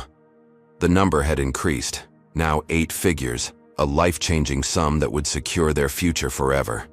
All they had to do was sign away their right to ever speak about what had happened, delete all social media posts, and issue a carefully worded statement walking back their claims of discrimination. When Amara emerged from the bathroom, eyes red but resolve hardening, Zara was sitting cross-legged on her bed, laptop open to a document she was typing. "What are you working on, baby?" Amara asked, trying to keep her voice steady. "My statement," Zara replied without looking up. "If I say that I was confused about what happened on the plane, that maybe Ms. Winters was just doing her job and we misunderstood because of my medical condition, would they leave us alone? Would you get your job back?" The sight of her 11-year-old daughter strategizing about how to surrender her truth to protect their family broke something in Amara. This wasn't just about them anymore. This was about every person who had ever been silenced by power and money, every child who learned that standing up for yourself was punished while injustice was rewarded.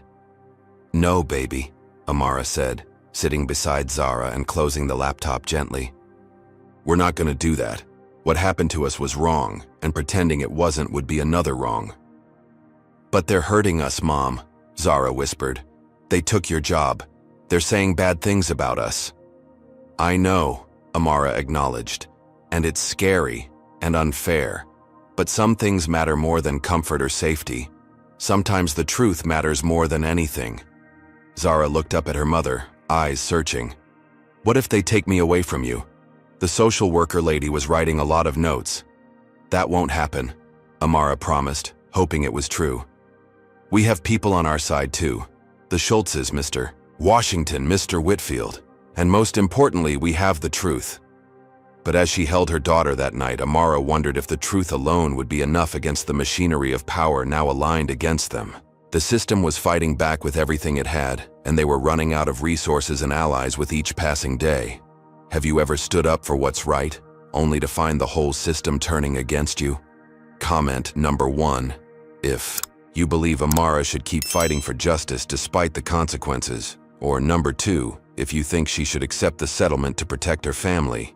Don't forget to hit that like button if you believe in standing up against systematics, discrimination, and subscribe for the next part of this shocking true story.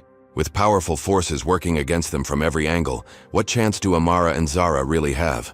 And who might step forward as the unexpected ally they desperately need? The most shocking twist in this case is about to be revealed. The systematic campaign against Amara and Zara intensified over the following weeks.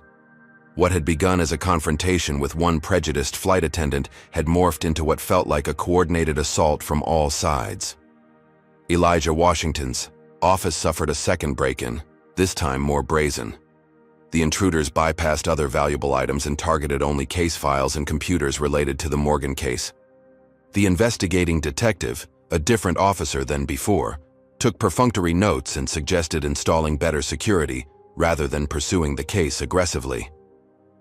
This isn't a random burglary, Washington insisted during his interview with the detective. This is targeted theft of specific legal materials related to an active discrimination case. The detective, a heavy-set man with an air of disinterest, barely looked up from his notepad. Without evidence pointing to specific perpetrators, Mr. Washington, this remains classified as a standard burglary. We'll increase patrols in the area. When Washington pushed further, questioning why surveillance footage was once again malfunctioning during the exact time frame of the break-in, the detective's demeanor shifted subtly. You know, counselor, making false accusations against police could be considered obstruction, he said with quiet menace. I'd hate to see your bar license come under review. The threat was clear. Back off or face consequences. It was a pattern repeating with disturbing frequency across every aspect of their case. James Whitfield called to report that his IRS audit had escalated to include the last 7 years of his financial records. Anonymous callers had begun contacting his neighbors, suggesting he was under investigation for fraud. His car was vandalized with the word snitch scratched into the paint. They're trying to make an example of me, he told Amara during a carefully conducted call on a burner phone Washington had provided. The message is clear: stand with you, and you'll be destroyed. Despite the intimidation, Whitfield remained resolute. I didn't stand up to discrimination for 40 years in the airline industry just to back down now. These tactics only confirm we're on the right track. Inside the airline, the campaign against supportive witnesses continued. 3 flight attendants who had submitted statements corroborating Amara's account suddenly recanted, citing confusion about what they had observed. Their reversals came immediately after each had private meetings with airline management about career advancement opportunities. First Officer Marcus Chen, who had quietly apologized to Amara during the initial flight and later provided a statement about Vanessa's behavior, became the most significant loss. Washington had arranged for his deposition, considering his testimony critical since he had observed Vanessa's conduct from a position of authority. The evening before his scheduled deposition, Chen called Washington's office, his voice strained. I can't do it, he said simply. I'm sorry. When pressed, he reluctantly revealed that he had been offered early promotion to captain, a jump ahead of dozens of more senior pilots, contingent on his reconsideration of certain recollections regarding Flight 1827. I have 3 kids in college, Chen explained, shame evident in his voice. This promotion means an additional $60,000 annually. I can't sacrifice my family's future. While witnesses were being picked off one by one, the legal assault continued relentlessly. Vanessa's defamation lawsuit expanded to include additional claims and defendants, now naming the Schultz family for their conspiracy to damage her reputation, and even targeting James Whitfield for his interference with her employment relationship. The strategy was clear: isolate the Morgans by making support for them costly and dangerous. It was working. Former allies began distancing themselves, media coverage waned as reporters moved on to fresher stories, and public support dwindled. In the face of the counter-narrative being pushed by Vanessa's supporters, even Elijah Washington faced mounting pressure. His law partners called an emergency meeting, concerned about the firm's reputation and the resources being devoted to a pro bono case that was generating powerful enemies. The consensus is that we need to refer this case to another firm, the senior partner informed Washington. It's becoming a liability to our corporate practice. Washington refused. I'll take it as a personal case then. This is too important to abandon. Elijah, the senior partner said, his tone softening to one of genuine concern. Think about what you're doing. These people play hardball. Your name is on the door of this firm, but votes can change that. The threat to his life's work was real, but Washington remained unmoved. Some things matter more than a name on a door, Harold. If standing up for what's right costs me my partnership, so be it. His principled stand came with a cost. Without the firm's resources, Washington was fighting an increasingly one-sided battle against a team of corporate attorneys with seemingly unlimited funding. Critical deadlines approached for filings he now had to prepare without support staff, working through nights in a small temporary office he had rented. For Amara and Zara, daily life had become a series of small and large indignities. The social services investigation dragged on, with repeated surprise visits to their hotel room and intrusive questioning about Amara's finances, Zara's medical care, and their living conditions. The investigator seemed determined to find fault, noting the unstable housing situation and Amara's unemployment as concerns in her reports. School had become a battlefield for Zara. Once celebrated for her academic achievements, she now found herself under unprecedented scrutiny. Teachers, who had previously praised her work, now found reasons to criticize it. Her science project on aerospace engineering, once her pride and scheduled for the regional competition, was disqualified on a technicality about submission formatting. The principal, who had once written a glowing recommendation for her space camp application, now suggested that her emotional state might warrant counseling and a reduced academic load. When Amara attended a parent-teacher conference to address these concerns, she was met with thinly veiled hostility. Zara seems preoccupied with being perceived as a victim, her homeroom teacher commented, avoiding Amara's direct gaze. It's affecting her ability to integrate with other students. She is a victim, Amara pointed out sharply. She was discriminated against and medically endangered, and now she's watching our entire lives being dismantled as punishment for speaking up. The teacher's expression remained carefully neutral. Perhaps a fresh start at another school would be beneficial for everyone. The message was consistent across every front: surrender, settle, disappear, or face escalating consequences. Financial pressures mounted relentlessly. With her nursing career effectively blacklisted, no Chicago hospital would touch her application. Once they learned her name, Amara had taken a minimum wage job at a convenience store to keep them afloat. Their savings were rapidly depleting, with legal expenses and the higher cost of their extended stay housing draining what little remained. The settlement offer from Delta remained on the table, the figure now climbing to truly life-changing amounts.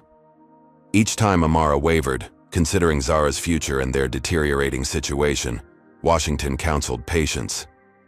They're increasing the offer because they're scared, he explained. Something bigger is at stake here. The harder they push, the more certain I am that we're close to uncovering what they're really protecting. His investigation had revealed tantalizing fragments of a larger pattern. Vanessa Winters wasn't just a random prejudiced employee. She was connected to higher-level executives through family and social ties. Her brother-in-law, William Foster, at Space Camp, was just one strand in a web that seemed to extend throughout the company's power structure. The breakthrough they needed remained elusive, however. Each potential witness was silenced, each document, request stonewalled, each formal complaint mysteriously stalled in bureaucratic processes. The most disturbing development came when Washington spotted Vanessa having dinner with Judge Eleanor Harmon, the judge assigned to their case. The attorney managed to discreetly photograph the meeting from across the restaurant, but when he filed a motion for the judge to recuse herself due to the apparent conflict of interest, Judge Harmon denied it, claiming the dinner was a chance encounter with a casual acquaintance rather than anything improper. The ruling effectively prevented them from using the photograph as evidence of judicial bias, leaving them at the mercy of a judge who appeared to have already chosen sides. As the date for a critical hearing approached, one that would determine whether Vanessa's lawsuit could proceed while simultaneously addressing the Morgans' counterclaims, Amara's health began to deteriorate under the constant stress. Headaches and insomnia gave way to panic attacks and dangerously elevated blood pressure. During a particularly contentious deposition where Vanessa's attorneys grilled her for 8 hours about her history of financial problems and motivation for creating a viral racial incident, Amara collapsed. Zara, who had been waiting in an adjacent room with a volunteer from Washington's church, witnessed her mother being carried out on a stretcher, an oxygen mask covering her face. For an 11-year-old who had already lost her father, the sight was devastating. At the hospital, doctors warned Amara about the effects of prolonged stress on her cardiovascular system. "Whatever you're dealing with," the emergency physician advised, "it's not worth your life. Your daughter needs you healthy." That night, as Amara recovered in the hospital, Zara sat alone in their hotel room, the social worker having arranged for temporary supervision.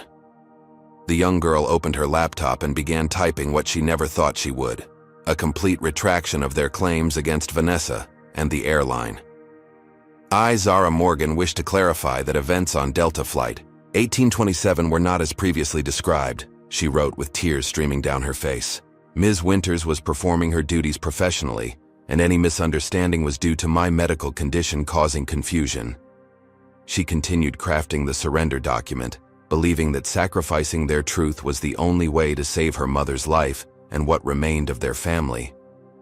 As she typed, her Space Camp medal lay on the desk beside her laptop, a reminder of what she had accomplished despite the obstacles and what she was now preparing to deny.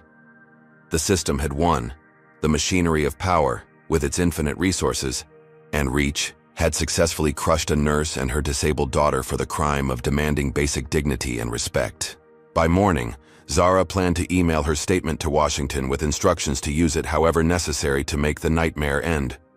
But as dawn broke over Chicago, an unexpected package arrived at Washington's temporary office, a plain manila envelope with no return address, delivered by overnight courier. Inside was a USB drive and a handwritten note that would change everything. "I can't live with this anymore. The truth needs to be told, no matter the cost. Sandra Pierce." When Washington plugged in the drive, he found himself staring at what they had been seeking for months, the smoking gun that would blow the entire case wide open. The USB contained hundreds of internal emails, memos, and recorded conversations meticulously documented by Sandra Pierce, Vanessa Winters' executive assistant for the past 5 years. The evidence revealed an orchestrated campaign not just against the Morgans, but against dozens of minority passengers who had filed complaints over the years. Washington worked through the night, organizing the evidence and preparing an emergency filing to the court. By morning, he had compiled an irrefutable case showing that the airline had systematically covered up Vanessa's discriminatory behavior while retaliating against those who reported it. At 7 a.m., he called Amara's hospital room. "We've got them," he said simply. "Everything. And you won't believe who sent it."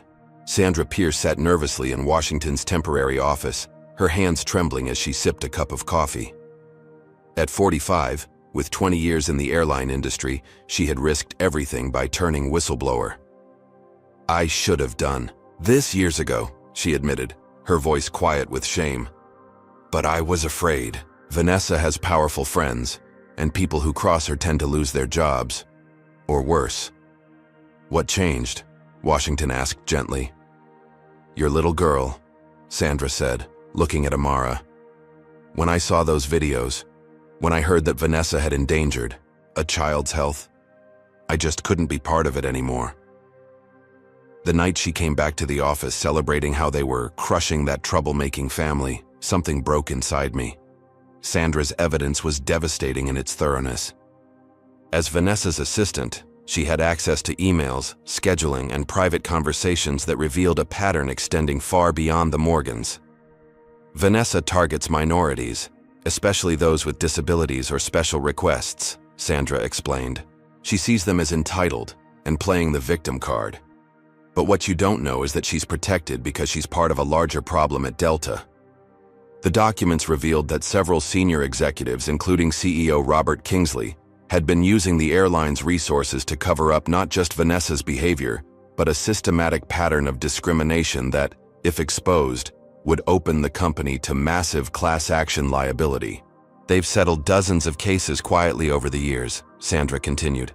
Vanessa is just the most blatant offender. The company protects her because if she's held accountable, it could unravel the whole system.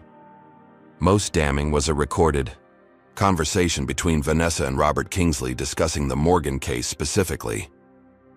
"These people need to be taught a lesson," Kingsley's voice said clearly on the recording.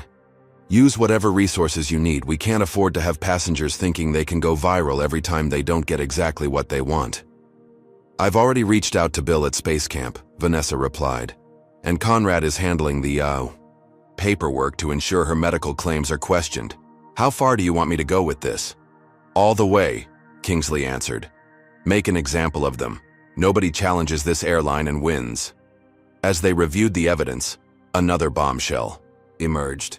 Flight data from the original Chicago to Atlanta flight confirmed Zara's earlier suspicions about unusual turbulence patterns. The pilot had deliberately created unnecessary turbulence at Vanessa's request to cut off conversations and force passengers back to their seats whenever confrontations arose. "That's not just discrimination," Washington said gravely.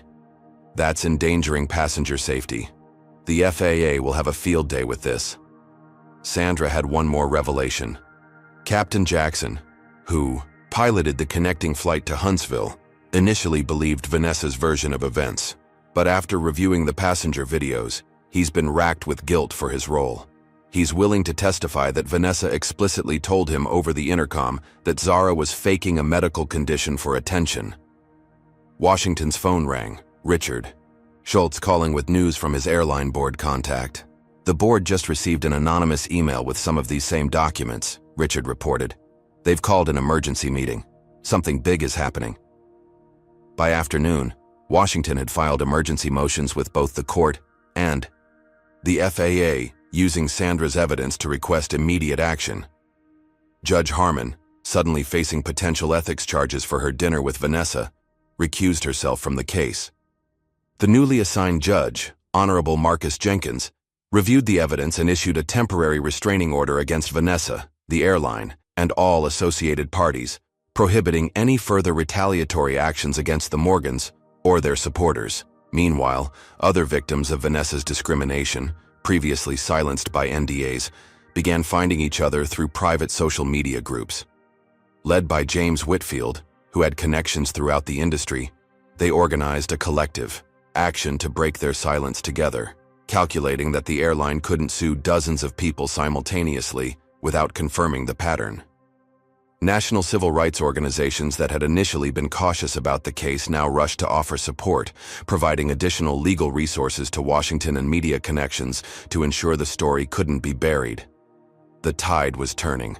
But the most dramatic moment came when CEO Robert Kingsley, believing he was in a private board meeting, was caught on a hot mic making disparaging comments about Zara. "This whole mess over one troublesome little black girl in a wheelchair," he muttered to Conrad Phillips before realizing his microphone was live, broadcasting to the virtual attendees, including several major shareholders. "Just make her go away. Already." The comment, leaked to the press within hours, created immediate backlash. The company's stock plunged 15% in a single day, as investors panicked about potential liability and public relations damage. By evening, a congressional oversight committee announced an investigation into discriminatory practices in the airline industry, specifically citing the Morgan case as a catalyst. Senator Elaine Washington, no relation to Elijah, personally called Amara to express support and invite Zara to testify at upcoming hearings. For the first time in months, Amara allowed herself to feel something close to hope. As she sat beside Zara's bed that night, watching her daughter sleep peacefully for the first time since their ordeal began, she whispered a quiet prayer of gratitude for the unlikely heroes who had risked everything to stand with them. "We're going to be okay, baby," she promised softly, brushing a curl from Zara's forehead. "The truth is finally coming out." Sandra Pierce's whistleblowing was just the beginning of a cascade of revelations that transformed the Morgan case from a personal battle into a national movement for accountability in the transportation industry. In the days following her disclosure, other airline employees came forward with their own stories and evidence. A baggage handler revealed that he had been specifically instructed to misroute the Morgans' luggage to Birmingham. A gate agent admitted that Vanessa had personally called to ensure their connecting flight departed before they could reach the gate, despite the standard protocol of holding flights for passengers delayed by the airline's own actions. Most surprisingly, Captain Marcus Jackson, who had initially sided with Vanessa during the medical emergency on the Huntsville flight, came forward with a series of recordings. Like many pilots, he routinely recorded all communications during flights as a safety measure. The recordings captured Vanessa explicitly referring to Zara and Amara with racial slurs and stating that she was teaching them their place by denying assistance. "I was complicit through my silence," Jackson admitted in his statement. "When I saw that child in distress and did nothing to override Ms. Winter's obstruction of medical care, I failed as a captain and as a human being. I cannot remain silent any longer." The recordings were particularly damning because they contradicted statements Vanessa had made under oath during depositions, opening her to perjury charges in addition to the civil claims. Washington worked tirelessly to coordinate the growing number of witnesses and evidence, building not just a discrimination case, but a comprehensive RICO claim alleging that the airline had engaged in a pattern of racketeering activity by using mail and wire fraud to cover up civil rights violations. "This isn't just about one flight attendant or one incident anymore," he explained to Amara. "This is about a corporate culture that systematically violated federal law while retaliating against victims. The penalties for that are exponentially higher." The airline's board of directors, facing shareholder revolts and potential personal liability, called an emergency meeting that lasted through the night. By morning, they had reached a decision that sent shockwaves through the industry. CEO Robert Kingsley was asked to resign, effective immediately. In his place, they appointed Dr. Elaine Chao, a respected former transportation secretary with a strong record on civil rights enforcement. Her first official act was to fire Vanessa Winters, Conrad Phillips, and the entire legal team that had orchestrated the campaign against the Morgans and other victims. Dr. Chao personally called Amara to apologize on behalf of the company. "What happened to you and your daughter was inexcusable," she said firmly. "I've been authorized by the board to make this right, not just with financial compensation, but with real systemic changes to ensure it never happens again." The airline announced a comprehensive settlement that included not just substantial financial compensation for the Morgans and other victims, but concrete institutional changes, mandatory anti-discrimination training for all staff, new accessibility protocols developed in consultation with disability rights organizations, and an independent oversight committee to monitor compliance. Most significantly, they established a $50 million fund for anti-discrimination initiatives and scholarships for minority youth interested in aviation careers. The first scholarship was named in honor of Zara Morgan, recognizing her courage and her contributions to aerospace engineering, despite extraordinary challenges. The effects rippled beyond the airline. William Foster was removed as Space Camp Director following an independent investigation that confirmed his role in the attempted sabotage of Zara's project. The new director, Dr. Maya Patel, the same instructor who had supported Zara during the competition, personally invited her to return as an honored guest instructor for the next session. For Amara, vindication brought practical relief as well. The hospital board chairman who had orchestrated her firing was himself forced to resign when his role in the retaliation was exposed. The new administration not only reinstated her with back pay, but offered her a promotion to supervisor of pediatric nursing, recognizing her unwavering advocacy for vulnerable patients. Their apartment building suddenly found no code violations requiring evacuation, though Amara and Zara chose not to return. With the settlement funds, they purchased a small house in a neighborhood closer to both the hospital and Zara's school, giving them a fresh start free from painful associations. The social services investigation was closed with a formal apology, the caseworker who had conducted it admitting that she had been pressured by superiors to find problems where none existed. I almost compromised my professional ethics because of political pressure, she confessed. I'll have to live with that shame, but I'm testifying about it to ensure it doesn't happen to anyone else. Throughout this transformative period, unexpected allies emerged from every corner.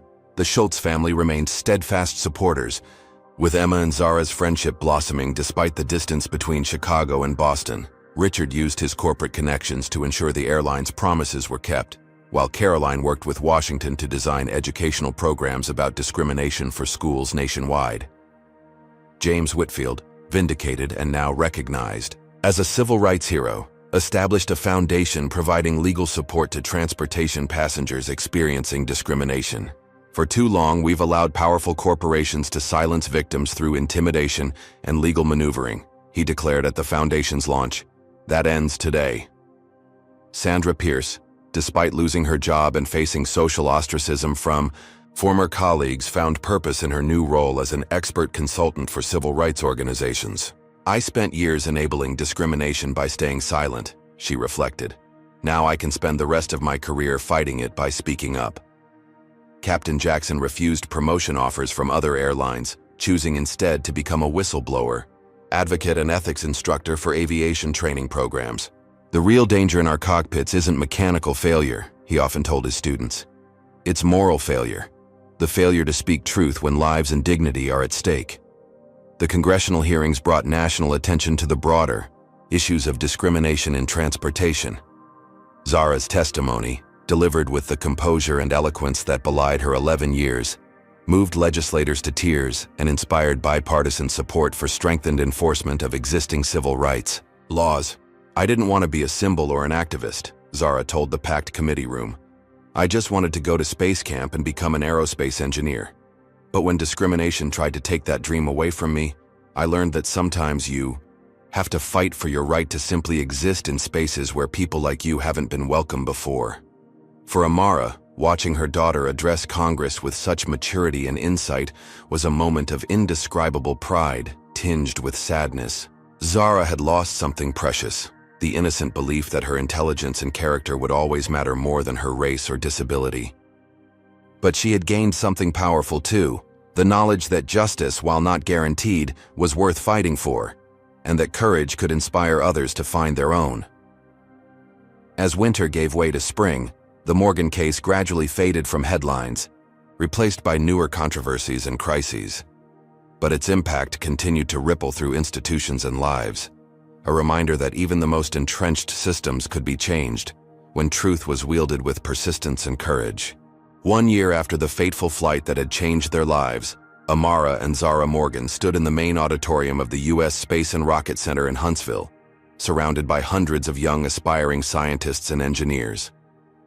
The occasion was the inaugural Zara Morgan Flight Innovation Competition, established as part of the airline's settlement, and now a prestigious annual event for young minds interested in aerospace engineering.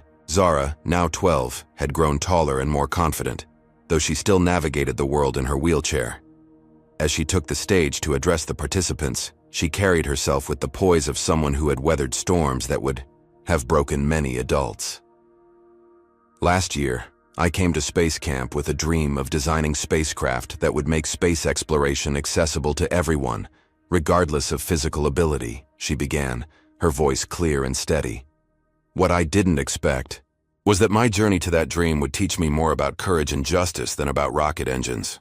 The audience, composed of students, educators, industry professionals, and civil rights advocates, listened in rapt attention as Zara recounted not just the discrimination she had faced, but the community of allies that had emerged to stand with her family. The most important lesson I learned wasn't about aerospace engineering, though I still love that, she continued with a smile. It was that systems, whether they're aircraft or institutions, are designed by humans and can be redesigned when they fail to serve all humans equally. In the front row, Amara watched her daughter with tears of pride glistening in her eyes. Beside her sat the unexpected community that had formed around their struggle. The Schultz family, James Whitfield, Elijah Washington, Sandra Pierce, Captain Jackson, and many others who had risked their own security to stand for justice. The past year had brought tremendous changes, both personal and systemic. The airline industry, shaken by the revelations from the Morgan case, had implemented sweeping reforms in accessibility and anti-discrimination policies. Delta, under Dr. Chow's leadership, had transformed from a cautionary tale into a model of corporate accountability. Its new training programs and oversight mechanisms setting standards that other companies were now being pressured to adopt. The $50 million fund established as part of the settlement was already supporting dozens of initiatives, from engineering scholarships for minority students to accessibility improvements in public transportation. The Zara Morgan Scholarship had sent its first 5 recipients to prestigious aerospace engineering programs, with Zara herself serving as a mentor despite her young age. On the legal front, the consequences had been equally profound. Vanessa Winters ultimately faced both civil and criminal charges, the latter stemming from endangering passenger safety by instructing pilots to create unnecessary turbulence and by obstructing medical care during an emergency. After a highly publicized trial, she received a suspended sentence and community service obligation, required to work directly with disability rights organizations, a punishment designed for education rather than mere retribution. Conrad Phillips and several other executives involved in the cover-up faced professional censure and civil penalties.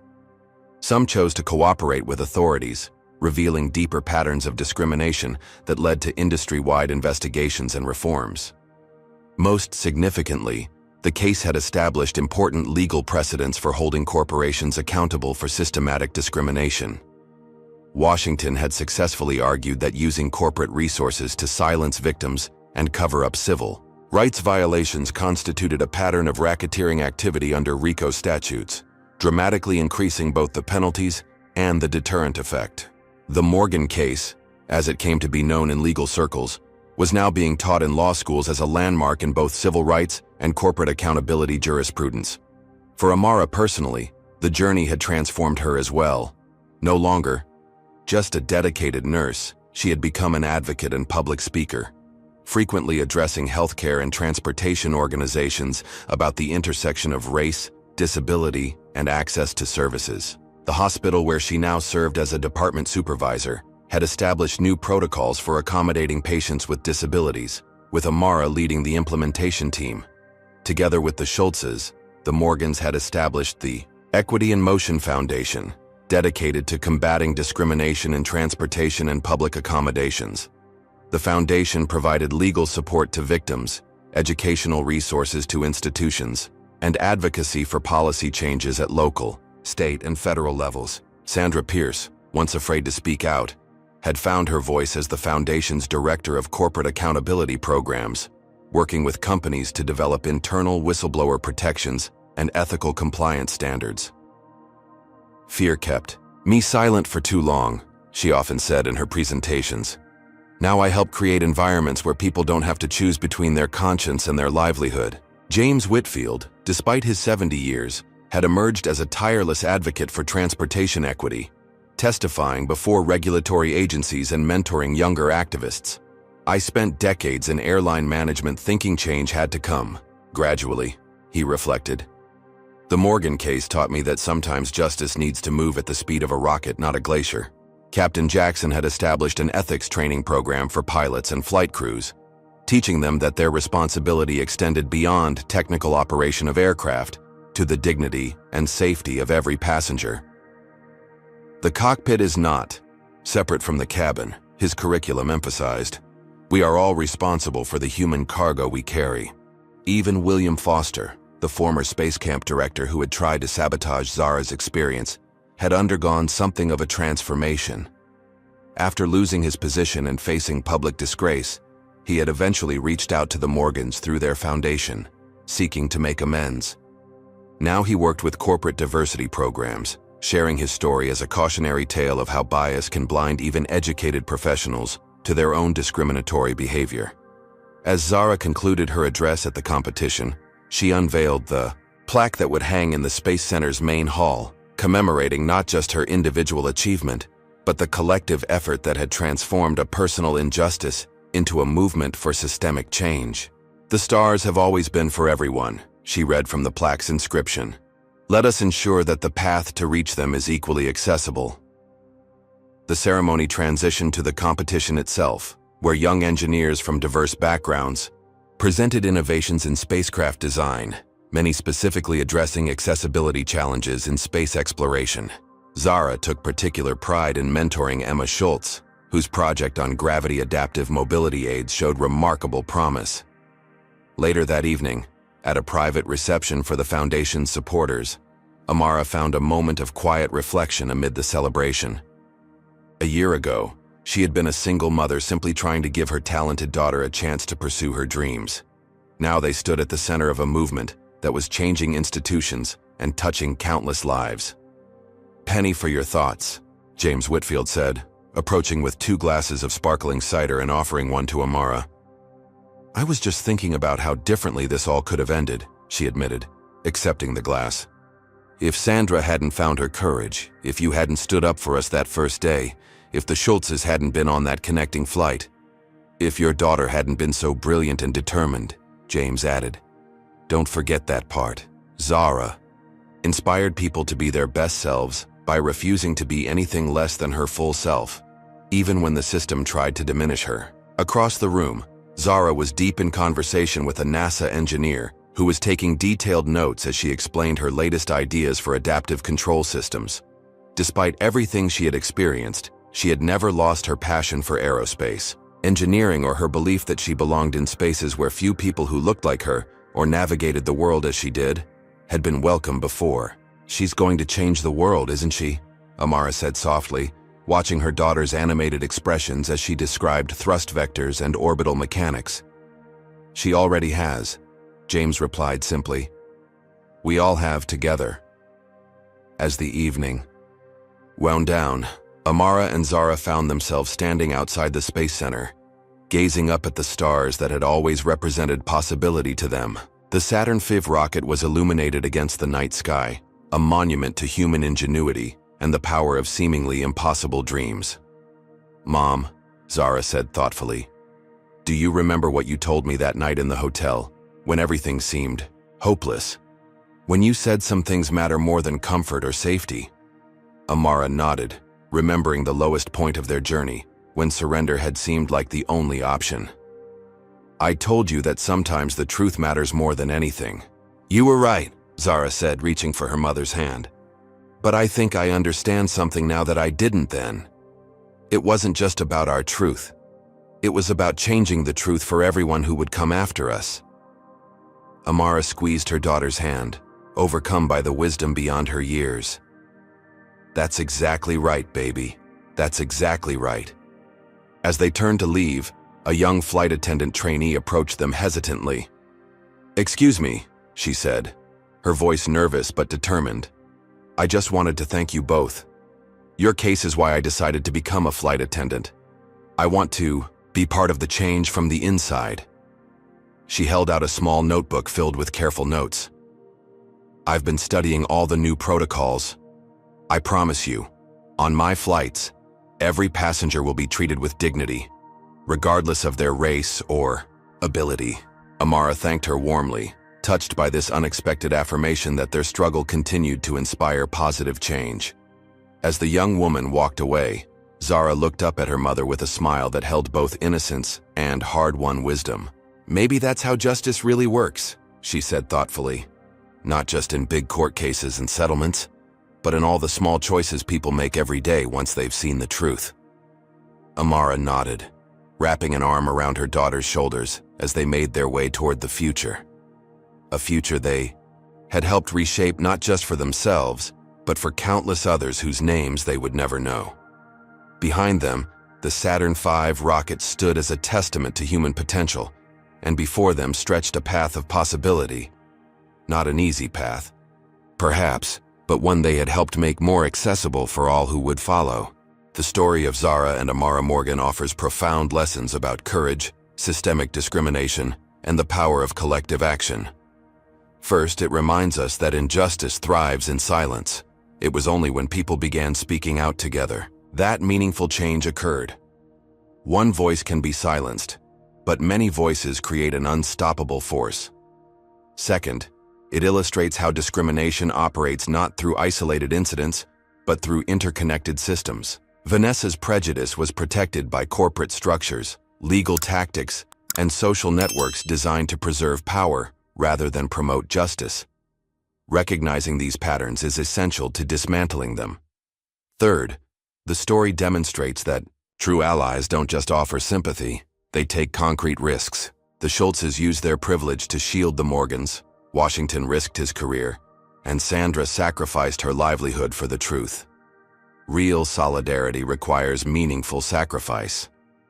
Fourth, it highlights the disproportionate burden placed on marginalized people to fight for basic dignity.